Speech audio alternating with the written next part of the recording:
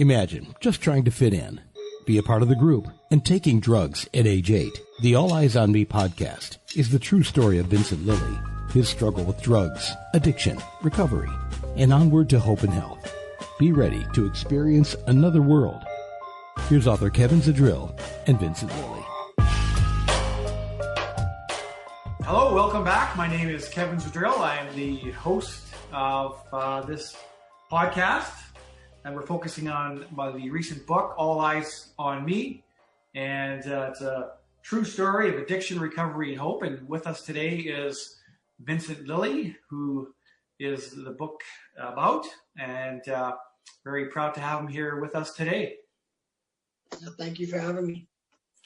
So this is our second podcast, and we had touched base a little bit on the first podcast with some history of how you and I met, and spoke somewhat about addiction. And I thought over the next 12 weeks, as we get to know you more and the contents of the book, it might be a good chance, an opportunity right now to speak a little bit more, to get to know you with your upbringing, because it was very unique and with many challenges. So for people that don't know of you and haven't read your book yet, this is a good foundation that sort of helps identify perhaps a lot of the influences as a young child that sort of navigated your life. So I know for yourself, one of the challenges as a very young child was when you were diagnosed with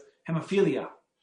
Perhaps you can kind of take us through that whole diagnosis and what it meant to you as a young boy.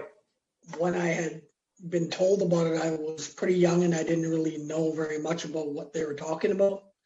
So I think what I looked at it more like is that they're pretty much just trying to restrict me from a lot of the things that I wanted to do. Mm-hmm. And I noticed that when I was a kid, and people would always try and tell me that I needed to be careful because of the hemophilia, that I would pretty much do the opposite of that. And because I just, I didn't feel like, they made it seem like this should slow me down or something, but really, I felt like a normal kid, so I just pretty much probably just did the exact opposite of whatever they would tell me not to do. What was the concern having that diagnosis of hemophilia as a kid? Well, I guess when I was diagnosed, it was in the 80s, and so that was quite a while ago. So I think hemophilia in the 80s, I'm pretty sure they weren't really very aware of the severity of it and all that kind of stuff. So I'm pretty sure they were a little bit scared about things that could happen because they didn't really probably hadn't faced it very much with other kids. Mm-hmm. So I think they were just they wanted to be very cautious because they didn't know the limits, the limitation that it had. And so, yeah, I guess they were just they wanted to be very careful because it was like, for instance, it was like with this kind of like with this coronavirus, they say that they don't it's kind of new, so they're a little bit skeptical of what can happen. So back then, they weren't really familiar with what the possibilities were with it. And what could be some of the health effects with that sort of diagnosis? Well, it's basically just like I'm missing a factor in my blood, so my blood doesn't clot on its own, and so I basically have to take injections twice a week just to, it's an anticoagulant that clots my blood. And so if I get hurt, the injury will progress a lot faster than a normal person.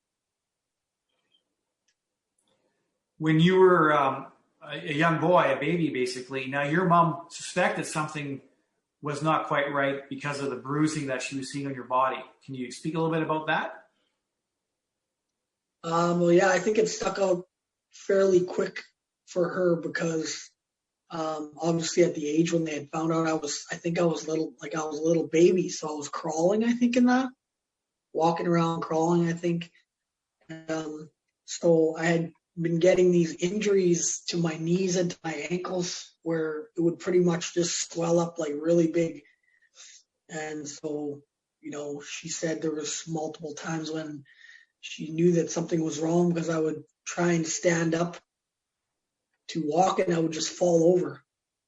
And it was because I had an injury to my ankle or to my knee, and it was just like a big ball, like big swelling, like not normal for a kid, right? And obviously I'm the youngest of 4 boys, so she's very aware of with the other brothers, any injuries that they had were nothing like this. Mm-hmm. So she was definitely more protective in terms of keeping you safer. But of course, being a young kid, that's last on your mind. In the book, you mentioned that they had a particular way of trying to protect you with your legs and braces. Oh, yeah. Well, pretty much, yeah, what they would do is they would put me in casts if ever I had an injury to my ankle or to my knee or to my leg somewhere. They would put casts on me, even though the bone was never broken. I had never broken a bone in my body except for my nose. But yeah, even though the bone wasn't broken, they would always put casts on it to restrict the movement. Because as a kid, obviously, even though that I had an injury, I didn't act like I did. I would try and still be normal and do crazy stuff. And so they would have to cast it in order to limit the movement. So you had these casts on, you're trying to hang around with your brothers and your friends, and of course, these casts are in the way. But as you mentioned in the book, you were pretty adamant not to wear those casts, and often you would be found trying to take them off. Yeah. Usually if I had a cast on and my mom went out and came back home, that would probably be the first thing she was worried about when she'd come back. If she couldn't find me, she knew that she'd just be going to the washroom and find me in there, likely in the bath, trying to soften the cast up so I could cut it off. Yeah, very creative. Now, the consequence, though, as we spoke about in the book, was when you started to go to school. Even as a young guy, you did notice that for reasons that you weren't maybe understanding, kids were treating you differently. Well, I think the teachers had a big contribution to that because of the fact that just like the doctors in the very beginning finding out about it, when they found out about it and were told about it, they were obviously very scared and worried about, me, and obviously they don't want to be held liable for any sort of injury that happens while I'm in their class or whatever. So they would tell the kids, like at recess and stuff like that they need to be careful with me, and they would always make sure that everybody was aware of it, just so that they could avoid any sort of incidents. And for you, then you started to notice that you were being treated differently. You weren't part of the group. Now, while it was for your own safety, how did that make you feel, though, as a young boy? I think, if anything, it had more of an effect on me than let's say the doctors actually telling me that I had the disease. Because it was like, they told me that I had the disease, but I didn't let that bother me. I still did what I had to do, what I wanted to do. But when these kids and all that were told about it and they started to treat me different, that affected me more because, it was like in my area where I would, try to have fun with kids and stuff like that. And kids wouldn't really want to play with me, or they would make fun of me and pick on me. So it wasn't very fun. No, for sure. And so as growing up and you're trying to establish friendships, but you're not being included in that, schools were trying what they thought would be in your best interest. But at the same time, when you're trying to be a young kid and you're not able to, the schools were starting to have a bit of a reputation for yourself, right? That how they were going to look at yourself. You had brothers coming through that were older. We spoke briefly that the the life around your home wasn't a normal lifestyle. Life around my home? Yeah, in terms of just, there wasn't that supervision, right? So there was a lot more time for yourself and your brothers to kind of do what you wanted to do. But because of that, there was a bit of a reputation starting that as you were starting to enter the school system, they already had, the schools had ideas in terms of how you're going to behave. And already they were kind of changing their attitude towards you. Well, I mean, I started obviously when I got picked on in school or bugged in school. I obviously did what probably a lot of kids would do is,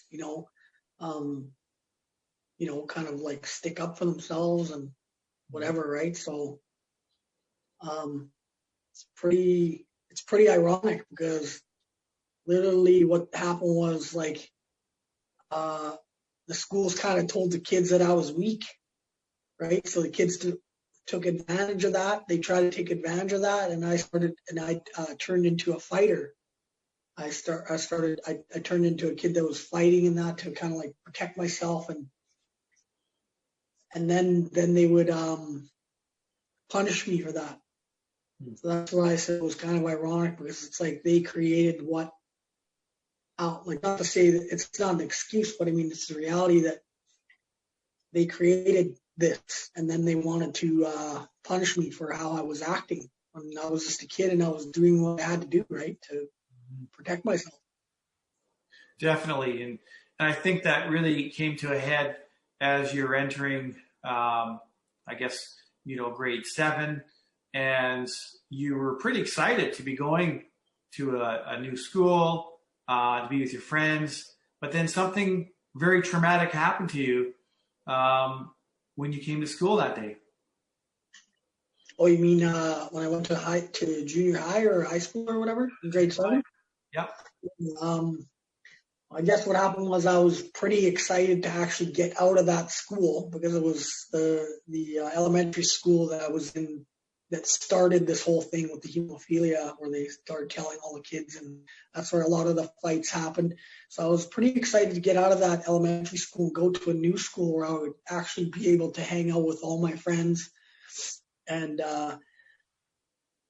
so when I got moved from that school to the new school, the high school, they ended up putting me into a classroom called the Hut. It was classroom that was a building that was actually outside of the school, and it's completely by itself. And so this is kind of like a rubber room, or where they put the kids that don't behave or whatever. So they put me in that classroom, and I wasn't even allowed to go into the school. If I was to go into the school, I would get charged with trespassing or stupid stuff like that. So it was pretty hurtful, because I was just secluded, and I wasn't able to able to hang out with my friends. I mean, obviously we could hang out at lunchtime at McDonald's or something, but I mean, that feeling of the uncomfortable feeling was still there, that I had to kind of stay away from that part of the school. So yeah, it was kind of shitty. And yet, your mom had tried to speak to the principal to negotiate, to give you a chance, and you weren't even given that chance. No. I think I was just labeled, and I guess once they label kids, they just don't want to take the chance, and they say that they don't want to take a chance on affecting the other kids' education, by letting these other kids into the school. So that you were about 8 years old at that time. When I went almost 10, 12, maybe getting closer to 12. 12, yeah, around 12, okay. 12 or 13. Now that had a profound effect because you were now making a choice between not liking school to the point of a big decision that you made.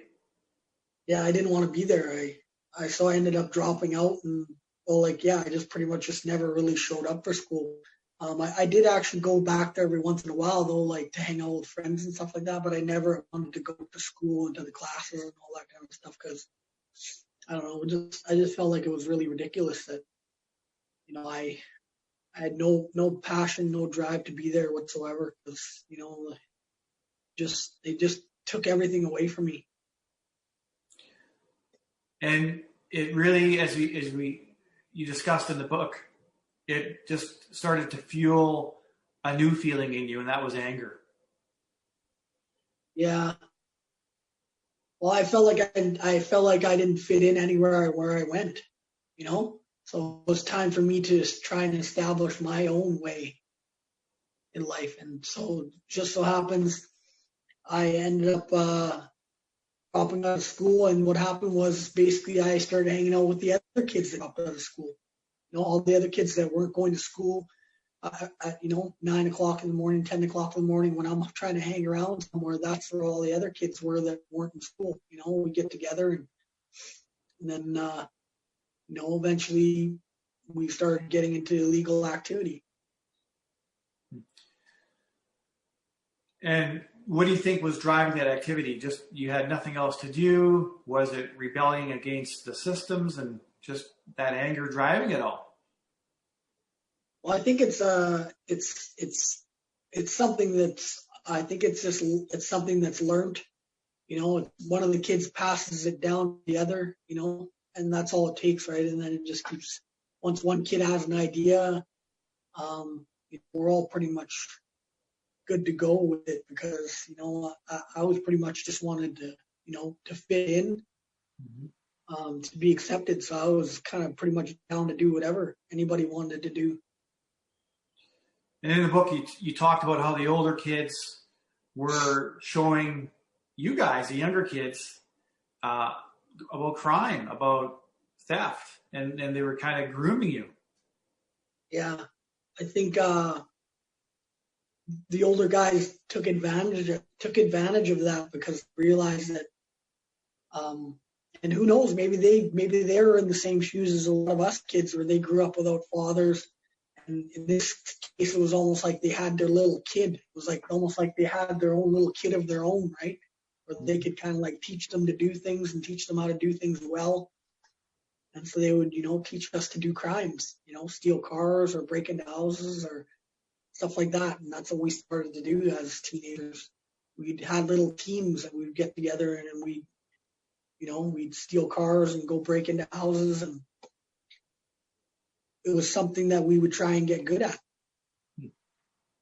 Because then it became about getting away. That was the challenge, is to get away with everything that we did. And so then that would be our fuel to it, is that we'd be trying to see how good we could get at it. So it doesn't sound like there was any fear of consequence. I think there was, of course, there was fear there, but there was, I think the feeling that we got from doing from committing crime and stuff like that, it was almost like a drug, you know what I mean? Because the adrenaline in that, it's pretty intense, obviously as a kid too. So once you did get over that fear, once you did get a little bit of a better handle on that fear, that adrenaline would feel even better. So I think we got a little bit addicted to that feeling. I don't really want to get into crazy detail, but I mean, like the feeling that I got when I would break into a house and be in somebody else's home and not know whether someone's home or whether someone's going to come home on there is a pretty intense feeling, especially as a little teenager, right? Mm-hmm. Was there a lot of drug use at that time between you guys? At that time, it was mostly just like the smoking weed was pretty much where it started. Yeah, there wasn't really much hard drug use going on around in the people that I was hanging around with. So, your mom at that time, single parent, 4 boys. Where was she in all of this? It must have been overwhelming for her. Where was she? Yeah. We always talk about in the book supervision and lack of that. How much of an influence is it when parents are losing control? Well, I mean, for my mother, it was a little bit different for her because around this time was around the time when she started to actually um, when she started to, kind of get her life back on track. So, she was a teacher at this point. Was busy doing her thing, right? And so it was hard for her to kind of keep eyes on us also. Mm-hmm. So at that time, it was just doing what you wanted to do, and I would imagine staying out all night long as well. Yeah, pretty much that's what we would do. We did pretty much what we wanted because it was hard we knew that it was hard for my mom to keep an eye on us. Mm-hmm. And so we took advantage of that, right? Because we were good at what we did. So that was what the thing was. Yeah. And this was eventually going to start leading into interactions with the police, again, at a fairly young age. But that still never really stopped you guys from, as kids, doing what you wanted to do out there in the communities. Yeah, no, I guess I did end up going to jail at 14, but the problem with that is that my mom, she would always come and get me out of jail. Me and my brother Darcy, who's 18 months older than me, we were pretty much really close, and we would, do crime and do drugs and drink and all that stuff together. But she would always come and get us out of jail right away when we go into jail. And so I just kind of felt like I didn't get a chance to feel the full effect of what I did. I don't want to put my mom down or anything, because I know that if I was a parent, I would have a hard time not doing that too, right? You want to get your kid out of that. Mm-hmm. And so, but ultimately, I just I didn't get much of a chance to feel the sting of that, and I think it was a lot easier for me to just keep doing what I was doing because it didn't really feel much of a consequence for what I did. Mm-hmm. So that's an important piece that you spoke about often in your book, that had you maybe spent more time, because at 14 years old, that's a scary experience. For sure. I think that's the time when things need to be nipped in the bud. You know what I mean? Like, and obviously I can understand as a parent, you don't want your kid to go through that. You know what I mean? And it's a natural thing to do, is you want to get your kid out of that. So for them to call and say your kid's in jail, your first instinct is you want to get them out. Mm-hmm. It's natural. But I mean, ultimately the best thing to do is just leave them there. Yeah, that's a great point, right? And I think, as you said, it's difficult as a parent to make that choice, but at the same time, that experience could be a turning point. Yeah. Because you described what it felt like as a young kid, at the youth center, and the fear that you had.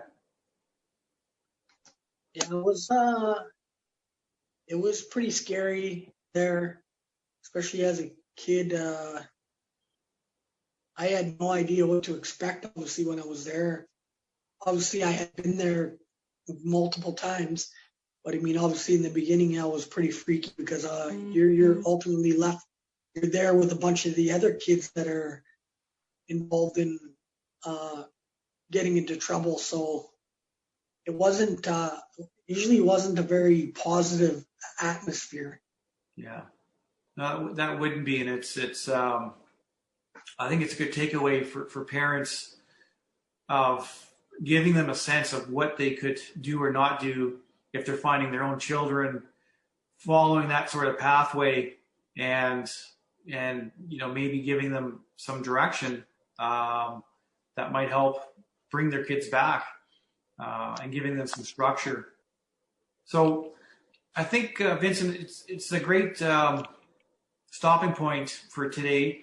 It gives us now a better sense in terms of the environment you had as a young boy with your diagnosis of hemophilia, and then the way that, as a protective nature, in the schools, but it really kind of worked against you and the effect it had. And really quite startling when, you decide at a young age to drop out of school and then take it really to the streets, where that became your new home and your new support system. Definitely we're going to explore it in deeper detail, really where that led you as a youth at age 14 further down, and we'll continue that with our subsequent podcasts. Really appreciate, again, the opportunity to spend this time with you this morning. Yeah, thank you very much.